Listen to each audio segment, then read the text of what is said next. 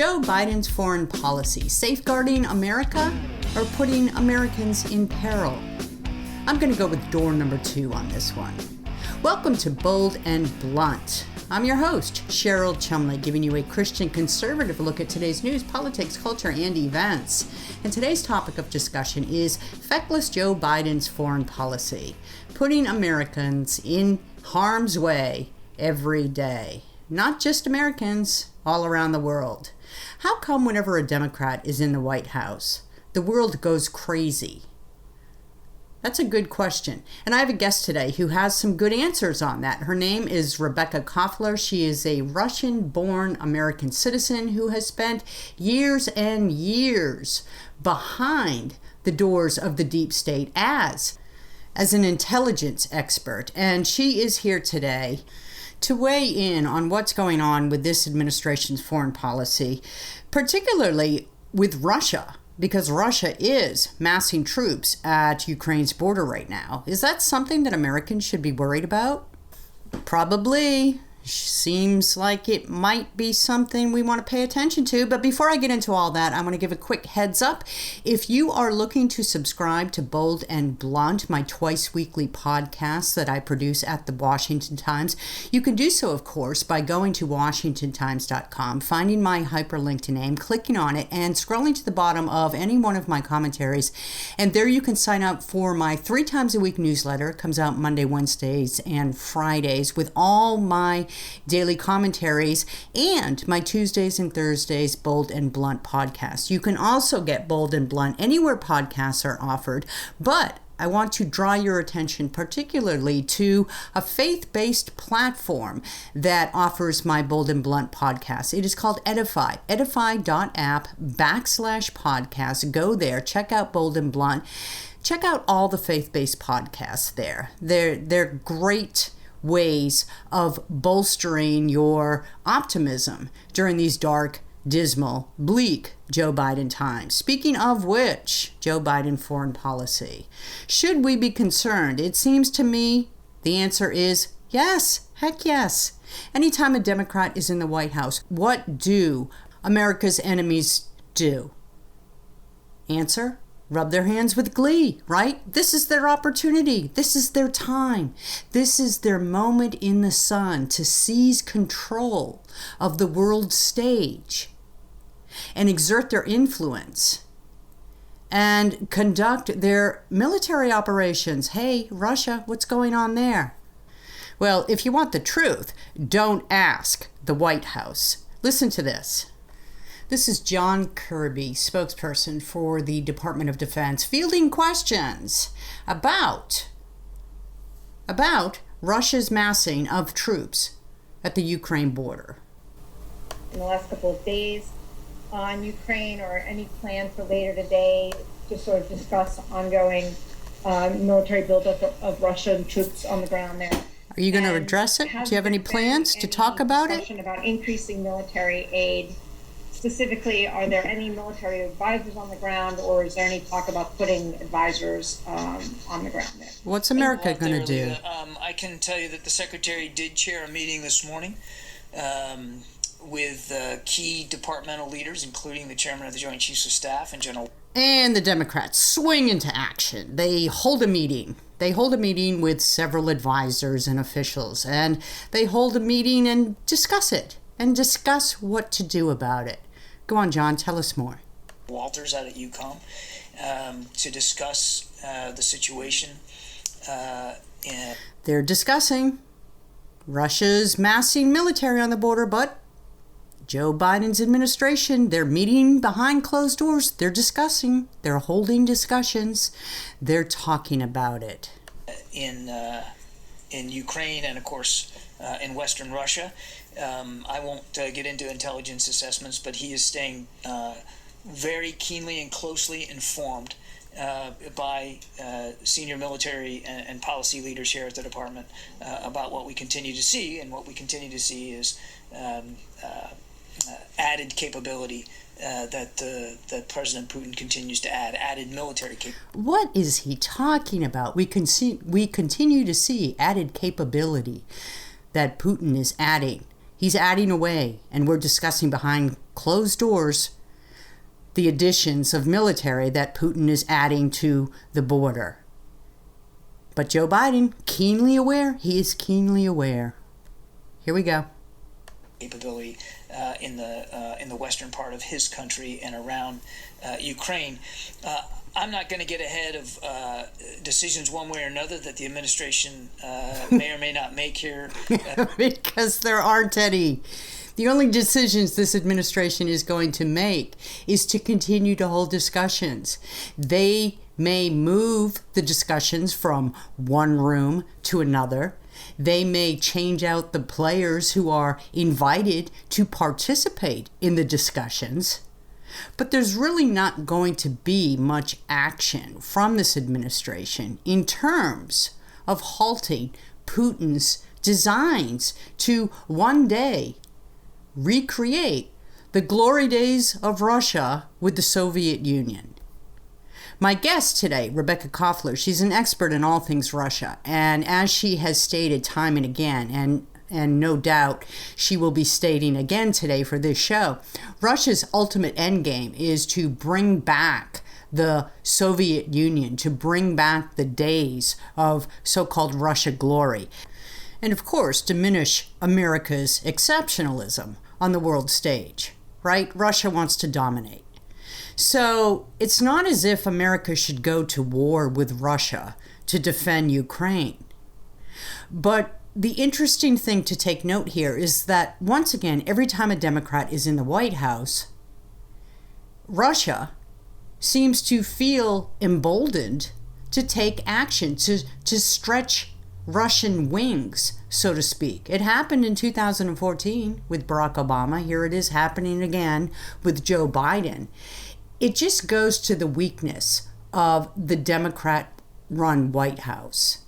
Barack Obama days, we could go back to Jimmy Carter days and discuss that, but we'll just stick with most recent. Barack Obama days, and now here we have Joe Biden days.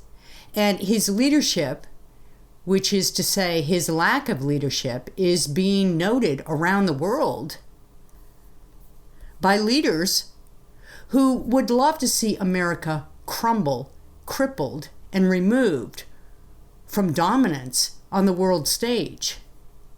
And the fact that Russia is so bold right now to mass thousands of troops at the border with Ukraine just goes to show we're only a few months into Joe Biden's administration. What's going to happen in the next 3 years?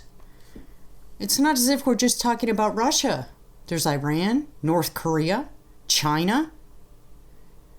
I mean, if this administration can't even keep Russia at bay, what is the hope for America's foreign policy, for America's security, for America's ability to maintain its stronghold with the international community? We're being pushed in so many different directions now. Russia is just one example of how America is being pushed to the side, is being treated as the weak younger sister. As Rodney Dangerfield, the late Rodney Dangerfield, might put it, we don't get no respect. That's how it is when a Democrat is in the White House. We don't get no respect. And as Democrats go, it really doesn't get much weaker than Joe Biden. Back to John Kirby. Listen up. Lita, as you know, President Biden will be calling and talking to President Putin tomorrow. I think we need to let that conversation happen. Yeah, more talk. What is Joe Biden going to say? President Putin, what kind of ice cream do you like? If you stop aggressing against Ukraine, I'll send you a free carton of Ben & Jerry's. What I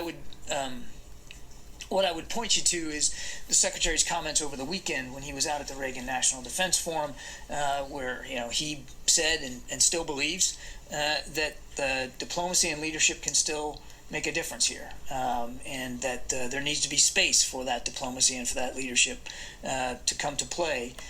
Meaning America stands back and lets Russia have its way, and we call that diplomacy. Look, Joe Biden promised way back in February that America, under his administration, was going to repair our alliances. This is a quote from one of his speeches. And engage with the world once again, not to meet yesterday's challenges, but today's and tomorrow's. I'm going to go on and read a little bit more from this February speech that Joe Biden gave. American leadership must meet this new moment of advancing authoritarianism, including the growing ambitions of China to rival the United States and the determination of Russia to damage and disrupt our democracy. Well, here Russia goes, damaging and disrupting democracy. And what is President Joe Biden's response? To give space, to have a phone call, to discuss, to push diplomacy at all costs. Look, diplomacy is great, but there comes a time when you must recognize that diplomacy is futile.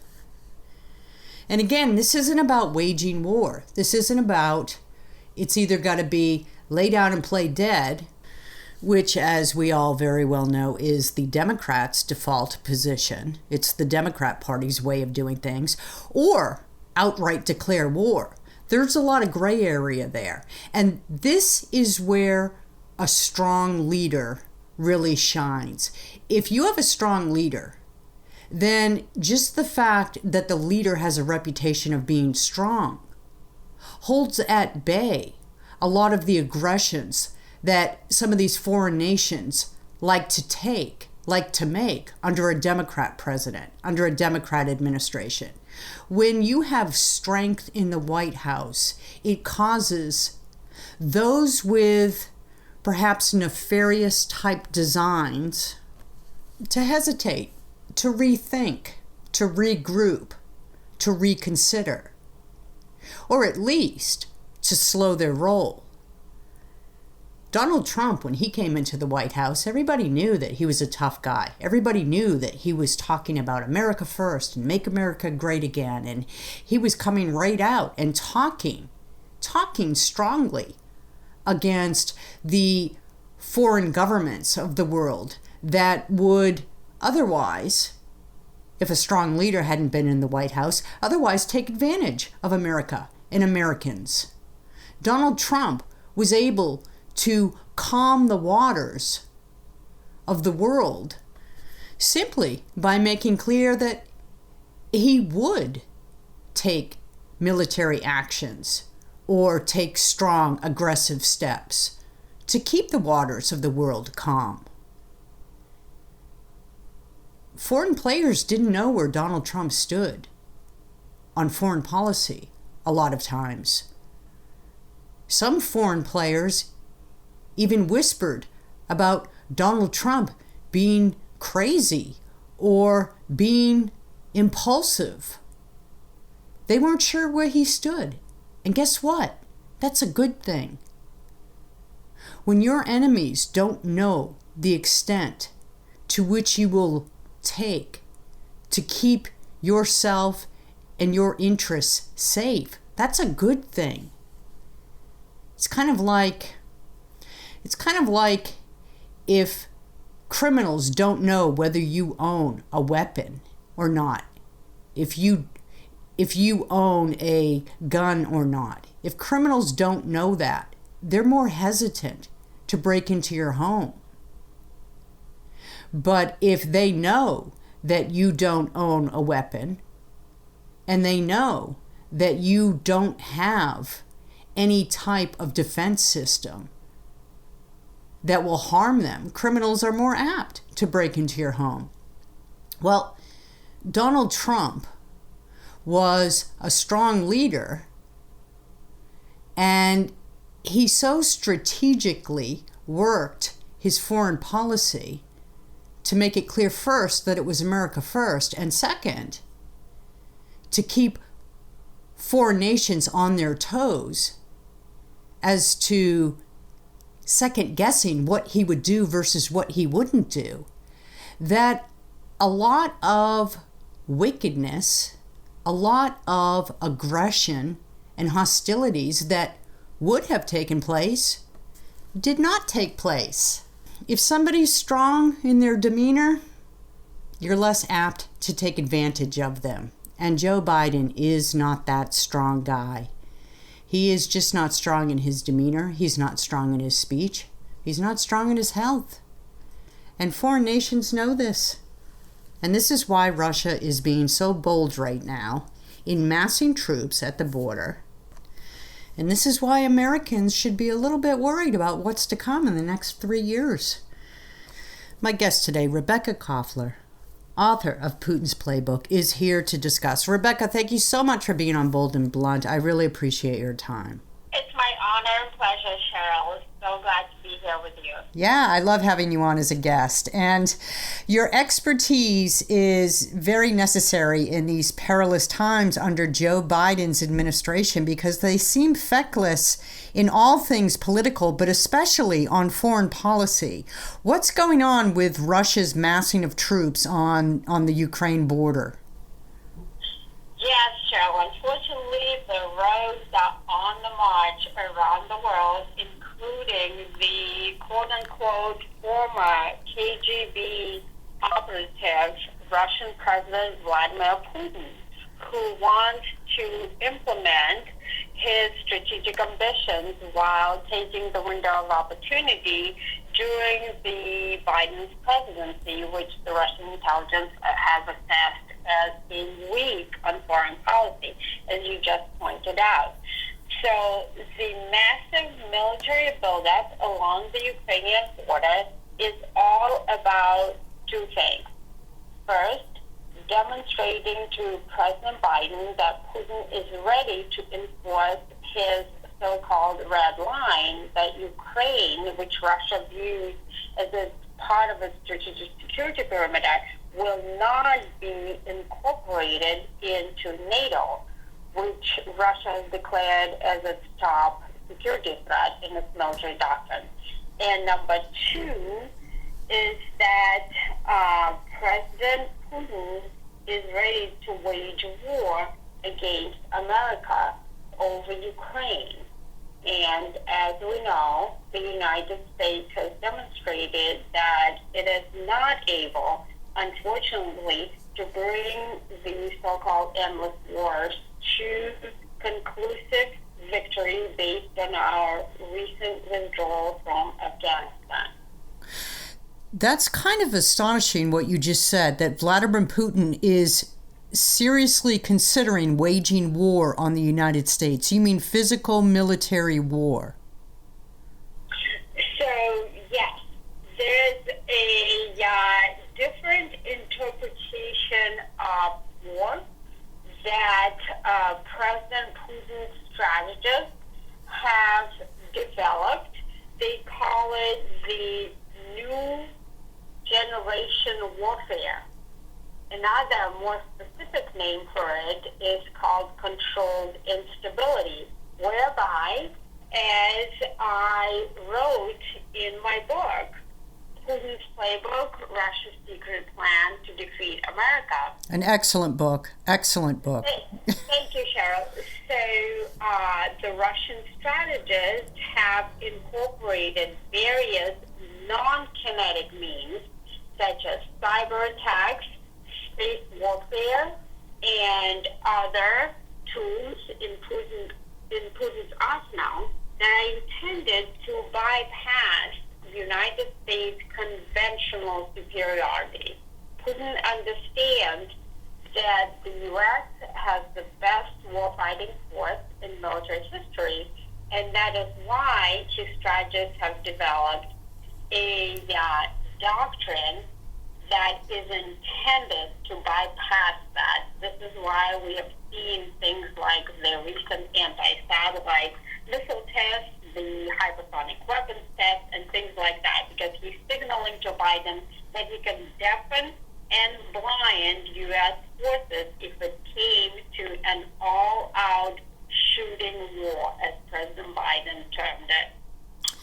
Okay, now by itself, Russia is enough of a threat. But when you combine Russia with what China is doing as well, and China has that sneaky game plan where not just militarily, but they look at taking over a country from within through the culture. When you combine Russia with the China threat, what's it looking like at the end of Joe Biden's term in the White House? Absolutely, Cheryl. The Biden administration potentially has two wars on its hands, one from Russia and one from China. They're very different, these two adversaries, as the commander of Northern Strategic Command and Aerospace Defense Command of the United States, General Van Herk, has declared recently Russia is the top threat to the United States in terms of its war-fighting capability because it is more imminent and it is more capable overall. As you pointed out a minute ago, China is also a threat because it is longer term and its strategy is to subvert the United States from within. So, unfortunately, the Biden administration is not prepared to handle either of these two adversaries. We have taken our eyes off the ball by waging the global war on terror, fighting, Taliban in Afghanistan, from which unfortunately we had to surrender, even though they have no military capability to speak of. But this is the reality, and we are lacking right now any viable strategy to either deter, which would be ideal, adversaries that the Pentagon has designated as near-peer competitors to the United States from the warfighting capability standpoint. We have no viable strategy to deter them or even fight them. And that is a very, very scary situation for us to be in. Yeah, I got to go back to what you just said a minute ago, that we took our eyes off China and Russia to wage the war on terrorism. And yet under Joe Biden, if you look at how his administration waged the war on terrorists, they ceded Afghanistan to the terrorists. And that sent a strong message to all around the world, did it not? Absolutely, Cheryl. Really, ironically, we used to be good at some stuff, right? The United States is traditionally superior in terms of pure kinetic capability to take on and fight the adversaries, right? Unfortunately, during the Biden administration, we can't even do that. We had to surrender to the Taliban that has no military capability to speak of. We were defeated by homemade gadgets like the IEDs, the improvised explosive devices. And so the adversaries like Russia and China have taken note of it. We have surrendered Bagram Air Force Base, from which we could have conceivably and reliably waged a war on terror. But unfortunately, General Milley and the Pentagon so-called experts abandoned even that capability. So we can't even do that. And that is a very, very alarming development. We need to get back to the Pentagon teaching its military officers how to win battles instead of indoctrinating them into the Marxist ideology, if you know what I mean. Yeah, it's getting to the point where even France could take over us. And that, I laugh, and I can say that because I'm part French, but seriously, it's getting to the point where countries that have no concept on how to wage war could feasibly take on America and win. And this is the reality under any Democrat, it seems. It was the reality under Barack Obama, right? Putin also aggressed under Barack Obama and tested the United States. And here we go again. Just a few years later, now we have a Democrat in the White House. And once again, the world is a more perilous place. Exactly, Cheryl. Speaking about the French President Macron declared that NATO, the North Atlantic military alliance that was developed during the Cold War between Russia and the United States, was experiencing brain death. And that is a very accurate characterization. It's because NATO was unable, under the leadership of the United States, to mount a viable military response against the rogue, right, like President Putin. And so this is why Russia is rearing its ugly head, because they've done their homework on the United States in terms of how we wage war. You know, they've observed very closely and did scrupulous analysis of our warfighting capability in the last 2 decades: Iraq, Afghanistan, Kosovo, Libya, Syria. And they've developed a strategy that bypasses our strategic superiority and is zeroing in to exploit our perceived vulnerabilities, such as reliance on space, and all these other things. And so, unfortunately, we are now in the situation where our chief executive and his administration are really struggling in terms of responding to these rogues. And this is a very alarming and unfortunate situation that is leaving Americans defenseless. Let me ask you this, because you have years of experience. You're a Russian-born America with expertise in intel. You worked for, how many years was it, with the intelligence agencies in Washington, D.C.? A couple decades?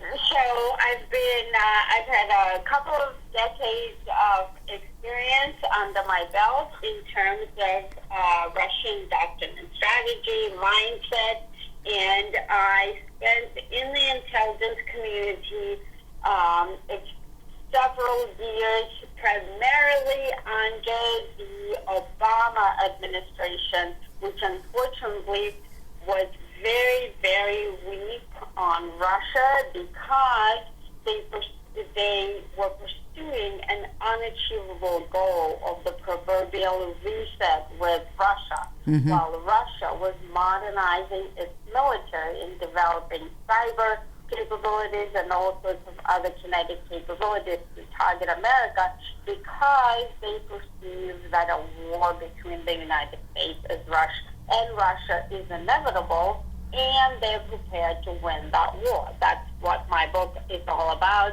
That U.S. government was trying to censor because it didn't want Americans to know how unprepared the U.S.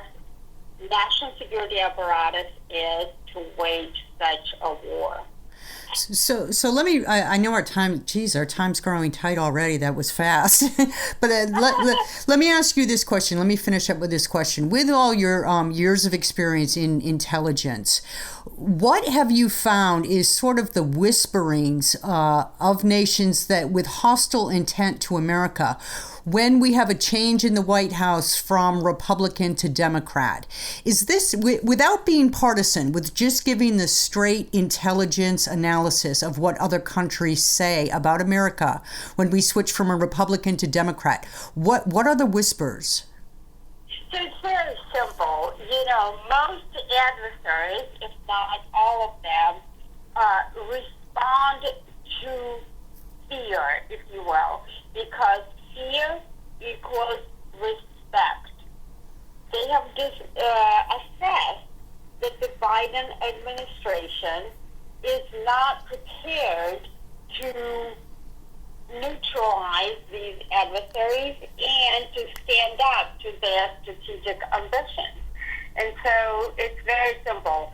The Republican administration is pursuing the policy of peace through strength, and the Democratic administrations are pursuing the policies of appeasement, such as reset, and the policies of what I would call is the grand reverence, diplomatic reverence, where they're doing these dance, with foreign adversaries, trying to appease them, and that just doesn't work. So that is the basic difference between the two approaches. Yeah, the policy of groveling, I guess, is how I would describe it, how Democrats view foreign policy. But Rebekah Koffler, author of Putin's Playbook, Russia's Secret Plan to Defeat America, it's an excellent book, and I recommend it highly to everybody. Very insightful. So I really appreciate your time on Bold and Blunt, and you're going to have to come back soon. Of course. It's an honor to be here, Cheryl, with you. Thank you. Thank you. Rebekah Koffler, Putin's Playbook. Make sure you pick up a copy. It is a terrific read. Trust me on this. Very informative, very enlightening. And so was this entire discussion. Look, it's not as if you don't already know that Joe Biden is a weak leader, but it's downright alarming when you consider how his weakness is being exploited on the international stage. Something to think about next time you go to the ballot box, because the midterms and how the midterms turn out can do a lot in terms of counteracting the weakness from the White House. Think about it. Think about it. And don't forget, if you want to subscribe to Bold and Blunt, you can do so at WashingtonTimes.com, or you can go to edify.app/podcasts, the platform for faith-based podcasts, and sign up there. And while you're doing it, while you're at it, check out all the other faith-based podcasts that Edify has to offer. I want to thank you for listening. Tune in next time. And in the meanwhile, stay blunt, stay bold.